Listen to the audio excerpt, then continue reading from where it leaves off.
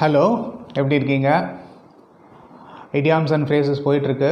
நிறைய இருக்குது, அதனால் கொஞ்சம் கொஞ்சமாக பார்ப்போம், எல்லாத்தையுமே பார்ப்போம். எதையும் விட வேணாம் அப்படின்றது தான். உங்களுக்கும் ஒரு இன்ட்ரெஸ்ட் எடுத்து இதை கவனிச்சிட்ருப்பீங்க அப்படின்னு சொல்லி நினைக்கிறேன். சரி, பாடத்துக்கு போகலாமா? ஓகே. போன கிளாஸில் நம்ம என்ன முடித்தோம்னா, லிட்டில் பை லிட்டில் அப்படின்னு முடித்தோம்.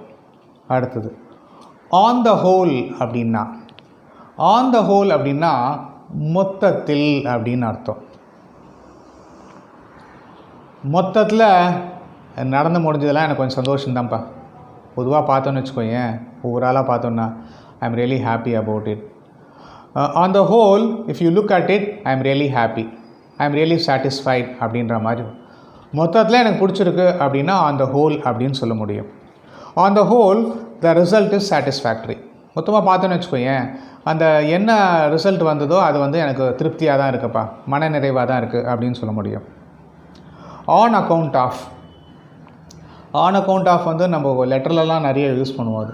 அது காரணமாக அப்படின்ற மாதிரி on account of heavy rain the schools and colleges will remain closed today அப்படின்ற மழையின் காரணமாக அப்படின்ற மாதிரி சொல்ல முடியும். On account of will health he could not write the examination. ஒருத்தருக்கு உடம்பு சரியில்லை, அவர் உடம்பு சரியில்லாத காரணத்தினால அவரால் எக்ஸாம் எழுத முடியல அப்படின்னு சொல்ல முடியும். So on account of will health he could not write the examination, you can say that way.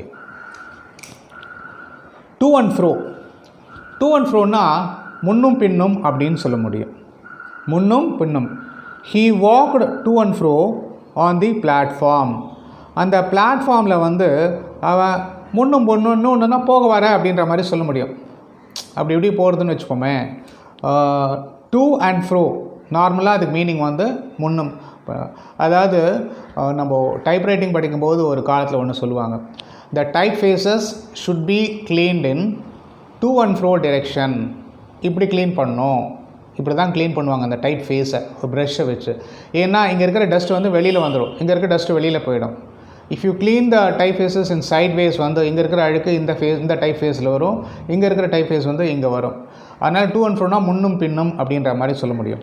So இதில் என்ன சொல்லியிருக்காங்கன்னாக்கா, he walked to and fro இந்த பிளாட்ஃபார்ம்.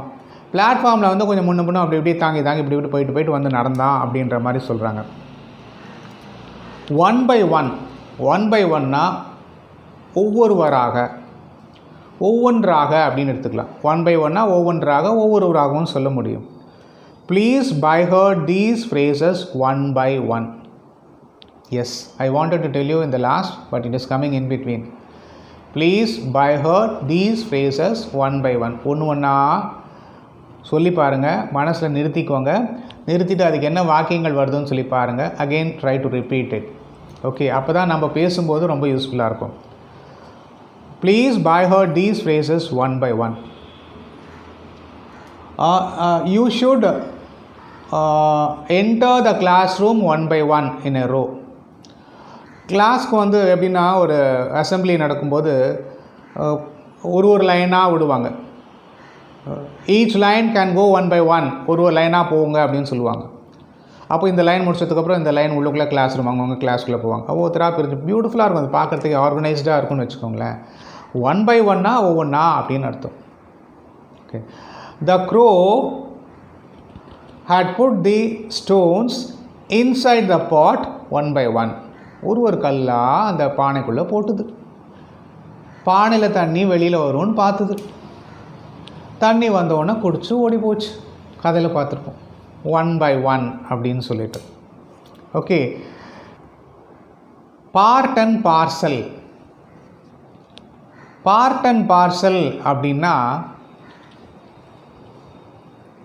அது ஒரு அங்கம் அப்படின்ற மாதிரி சொல்லுவோம். பழக்கமாக இருக்கிறது அப்படின்னு சொல்ல முடியும்.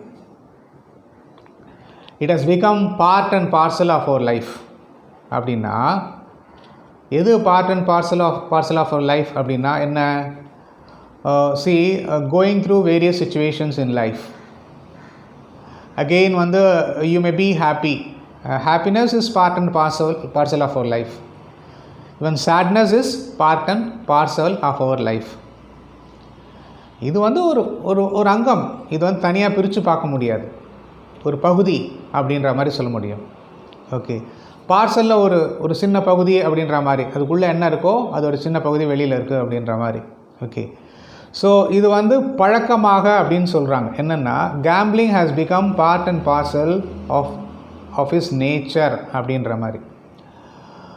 கேம்பிளிங் அப்படின்றது சூதாடுறது. அவனோட நேச்சர் அப்படின்றது வந்து அவனோட தன்மையில் வந்து இந்த கேம்பிளிங் அப்படின்றது ஒரு அங்கமாக ஆகிவிட்டது அப்படின்னு சொல்கிறாங்க. இட்ஸ் பிகம், அது அங்கம்னா என்ன, அது வந்து பழக்கம் ஆயிடுச்சு. முன்னாடி நம்ம சொல்லுவோம் இல்லையா, பழக்கம் அப்படின்றது வந்து இட் பிகம்ஸ் அன் ஹேபிட் அப்படின்னு சொல்லுவோம். அதுக்கு ஸ்டோரியே சொல்லியிருக்கேன், அப்புறம் சொல்கிறேன். தென் அண்ட் தேர்னா அப்பொழுதே, அப்பப்போ அப்படின்னு சொல்ல முடியும்.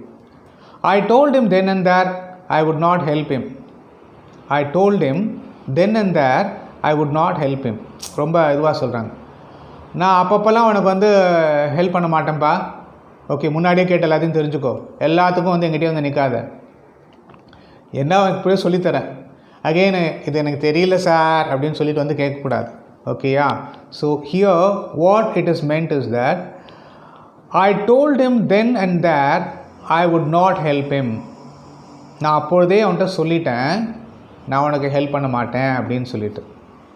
அப்போவே சொல்லிட்டேன், உனக்கு ஹெல்ப் பண்ண மாட்டேன் அப்படின்னு சொல்லிட்டு. I think we can keep this meaning.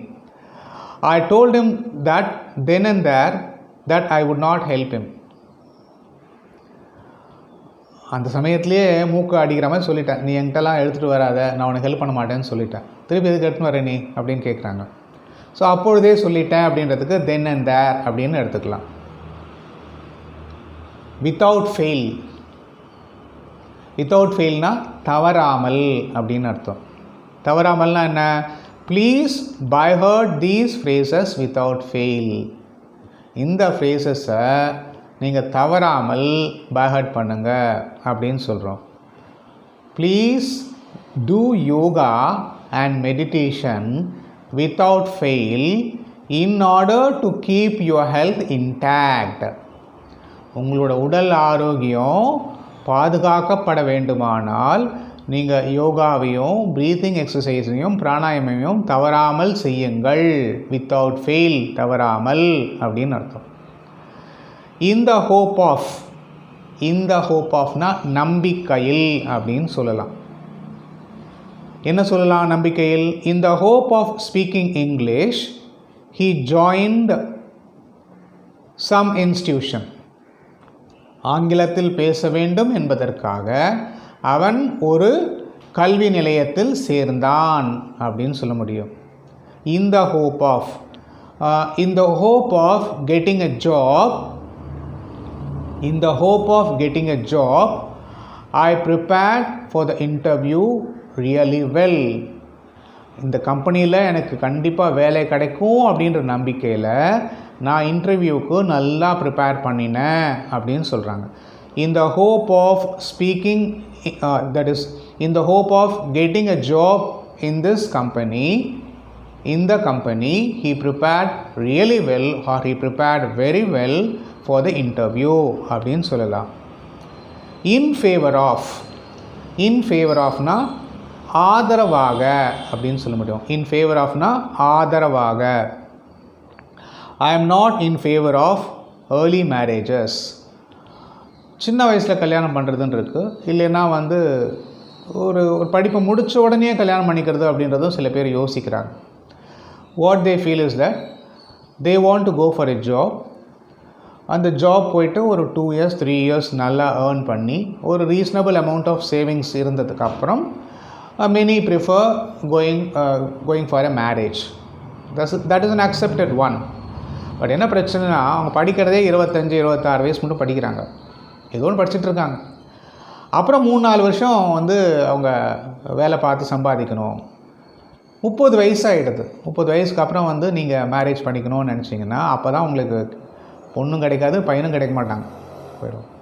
So you need to fix up a time whereby you need to settle down in your life well by 25, 26, at the maximum 27. For girls before 24, for boys before 27. This is the ideal marriage time, that is many people say that. Okay, and the difference also many expect just 1 year or 2 years. Normally வந்து 3 years and 4 years is ideal difference. ஒரு maturity level between a boy and girl. A girl is matured enough to understand when she is 22, whereas a boy he understands only in 26. So the maturity level gap வந்து still it remains. அது வந்து சொல்ல முடியாது. Health wise பார்த்தாலும் வந்து ஒரு better understanding at the later point of time in their life வந்து this difference seems to be that is thought of. Okay, நம்ம ரொம்ப அதுக்குள்ளெல்லாம் போக வேண்டாம். Okay, where we are, I am not in favor of early marriages. I am not in favor of early marriages. அது பார்த்துட்டு இருந்தோம். Okay, off and on. Off and on அப்படின்னா occasionally, எப்பொழுதாவது அப்படின்னு அர்த்தம். Off and on அப்படின்னு அர்த்தம். We do not go there often, just off and on. நாங்கள் அங்கே அடிக்கிறது போகிறது இல்லை, ஜஸ்ட் ஆஃப் அண்ட் ஆன்னா எப்பொழுதாவது தான் போகிறோம். we go there off and on, நாங்கள் எப்பொழுதாவது அங்கே போகிறோம் அப்படின்ற மாதிரி சொல்ல முடியும். we go there off and on அப்படின்னு சொல்ல முடியும். off and on அப்படின்னா எப்பொழுதாவது அப்படின்னு அர்த்தம். occasionally அப்படின்னு அர்த்தம். out of the question அப்படின்னு சொல்கிறோம். அவுட் ஆஃப் த கொஷின்னா அது கேள்வியே கிடையாதுப்பா, இட் இஸ் இம்பாசிபிள், நீ கேள்வியே கேட்காத அப்படின்ற மாதிரி, சான்ஸே இல்லை, அது முடியவே முடியாது அப்படின்ற மாதிரி சொல்கிறோம். Out of the question. Germany's demands were out of the question and England answered by declaring war. Germany கேட்ட கேள்வியெல்லாம் வந்துட்டு இங்கிலாண்டால் ஒத்துக்கவே முடியாததுனால இங்கிலாந்து வந்து வாரை டிக்ளேர் பண்ணிட்டாங்க அப்படின்ற மாதிரி இருக்குது. சிம்பிளி அவுட் ஆஃப் கொஷின் அப்படின்ற மாதிரி. நடைமுறை சாத்தியம் இல்லை அப்படின்னு வரும்போது அடுத்தது என்ன பண்ணணும் அப்படின்றத யோசிக்கணும். நம்ம நிறைய விஷயம் இருக்குது நமக்கு லைஃப்பில், இது நடைமுறைக்கே ஒத்து வராது அப்படின்னு போச்சுன்னா what is the ultimate thing which we are going to take, that is what is ultimate action which we are going to take அப்படின்ற மாதிரி வரும்.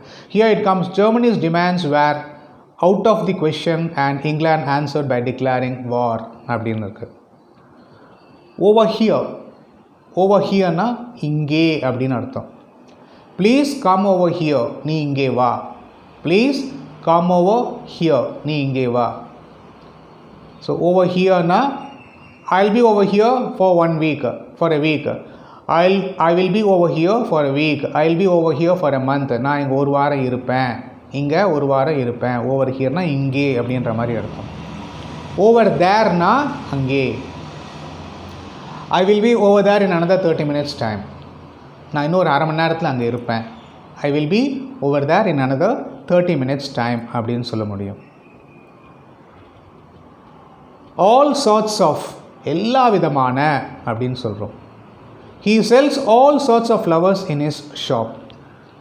எல்லா விதமான பூக்களும் வந்து அவன் அந்த கடையில் விற்கிறான். all sorts of, SORTS, sorts of, OF, எல்லா விதமானக்கு வந்து all sorts of அப்படின்னு சொல்ல முடியும். he sells all sorts of flowers in his shop. அவன் ஷாப்பில் எல்லா விதமான பூக்களும் விற்கிறான் அப்படின்னு சொல்ல முடியும். சரி, நிறைய பார்த்துட்ருக்கோம். மீண்டும் அடுத்த வகுப்பில் உங்கள் எல்லோரும் சந்திக்கிறேன். நல்லா ப்ராக்டிஸ் பண்ணிக்கோங்க, நல்லா பைஹர்ட் பண்ணிக்கோங்க, ஜாலியாகவும் இருங்க, லைஃப்பை என்ஜாய் பண்ணுங்கள், லைஃப்பில் ஹாப்பியாக இருங்க, மற்றவங்களையும் சந்தோஷமாக வைங்க, நீங்களும் சந்தோஷமாக இருங்க. வாழ்க்கை அப்படின்றது வந்து வாழ்வதற்கே, நம்ம வந்து துக்கத்தில் ஸ்பெண்ட் பண்ணுறது கிடையாது. So try to live your life happily and make others also happy. Thank you. It's bye from Venkat.